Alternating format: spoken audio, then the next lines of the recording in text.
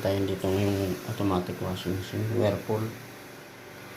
Yan, ang problema nito, nagkakarga siya ng tubig pero nagdi-drain siya. Kusa siya nagdi-drain.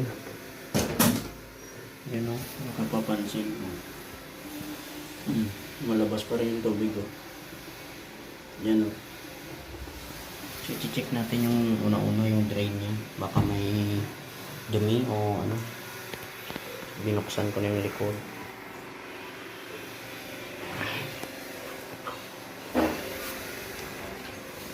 Yun o.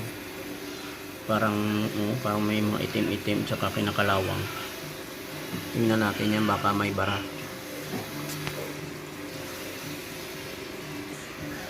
Yan o, napapansin nyo, tuloy-tuloy parang lumalabas.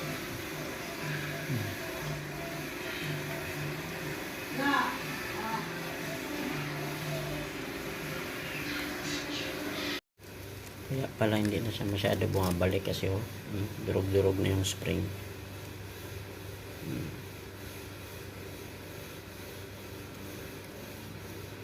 Tapos palitan na rin natin. Butas na. So, ito na, ibabalik na natin guys, no? Bago na yung spring. Ito. Yung kasi pinalitan natin bulok. So pag ganyan mga pansin ninyo guys, so yung motor hahatak yan. Magdi-drain na yan. Ayan. Ayan guys, yun. Yan o, kita yung drain. Yan, lakas na. So yun lang palang problema nun, yung spring sa drain, bulok na siya. So yun ang pinalitan natin. Kaya pala tuloy-tuloy yung lumalabas yung tubig dahil hindi nasasara ng maayos yung drain nya.